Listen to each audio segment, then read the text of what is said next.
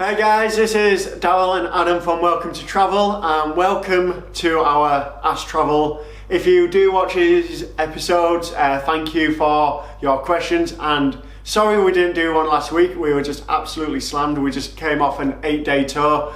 Hello to everyone who was on our tour from last week. Wonderful tour group. Marvellous. We need more questions. Yes. Please give us more questions. So this week we only have 2 questions, so we're going to try and go into a little bit more detail, but what we need are more questions. So comment below and with a question, and then we will answer it next week. But we do have some exciting news. We do. And we'll tell you about it at the end of this video. Yeah. Hopefully. If we remember. Definitely, yeah. Alright. I'm going to start with a question for Darryl. Right. Question from Amy Louise Smith. How long do I need to explore the Great Ocean Road between Melbourne and Adelaide? And what other things to see are there apart from the main popular attractions? Alright.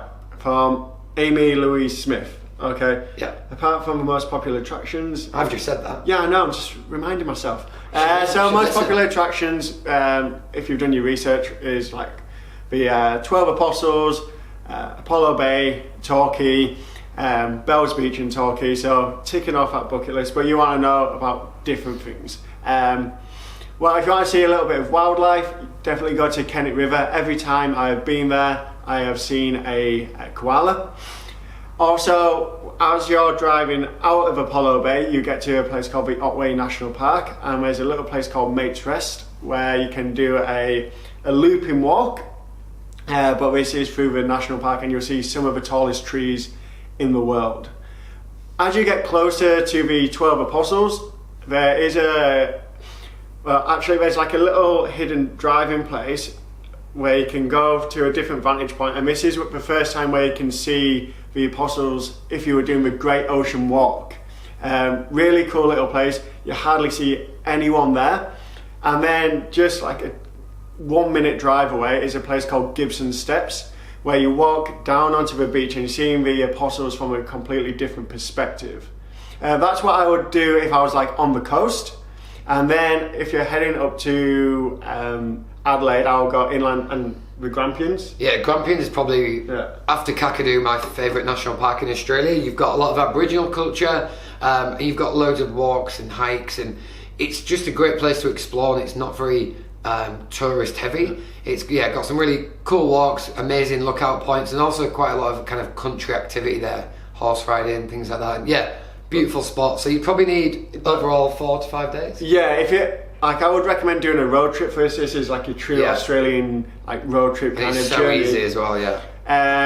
So yeah, 4 or 5 days, maybe 3 days, like down the Great Ocean Road, and then going up to the Grampians and heading on over to Adelaide. So I would say that. Yeah, cool. I have a question for you from Dan Horton. Whoa, this is wordy. What's the best way to travel within city areas? Is it good to hire / buy a car, but then you think about fuel and parking, taxis, public transport? Cool, Dan, you're really thinking about this. That's a lot of detail. Organised person. So I would say in the smaller towns, in the bigger towns, bigger cities, you wouldn't really need a car. Specifically here in Melbourne, we've got the biggest tram network in the world. It's actually free in the city, free tram network, absolutely unbelievable. And then you've got trains and buses, and you just use a card similar to like an Opal card or a Metro card back in London or Europe. Use a Mikey card, you top it up, you tap on, you tap off, and the most you can spend is $8.60 a day, which is really, really reasonable. It's like a £5, €6. Really, really good. In Sydney, you've got a similar thing, which is called the Opal card.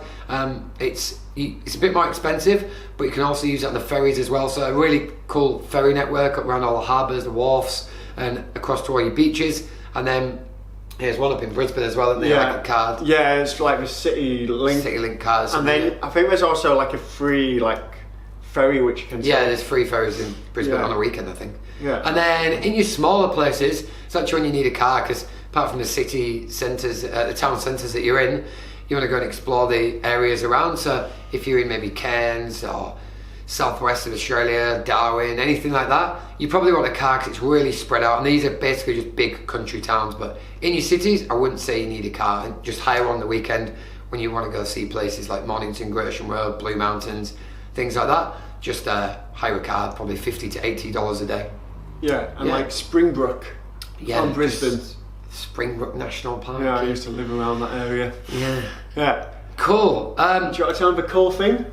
Yeah. First, as Daryl said, we need more questions every week, so we like doing the format of a big question and then quick fire questions. Keep the funny ones coming, and I think last week not having that one kind of threw it out a bit. So give us your questions, put them in the comments, and we'll answer them next week. Exciting news: we are going to be in England from 2 weeks on Tuesday. We're coming back to watch us do the World Cup parade when we're doing the World Cup. We're just coming to watch that. We're in England and we're hosting an Australia travel advice night. It's going to be in Manchester mid-July. We don't have the exact details yet, but think of it as a live AskTravel, but we'll have a few beers and just have a chat and a bit of advice and tell you everything about Australia and just have a bit of fun really. So we'll have the definite details next week. We'll have a time, place, date, everything like that. So stay tuned for that. Send in your questions and thank you very much. Cheers guys. See you later. Bye.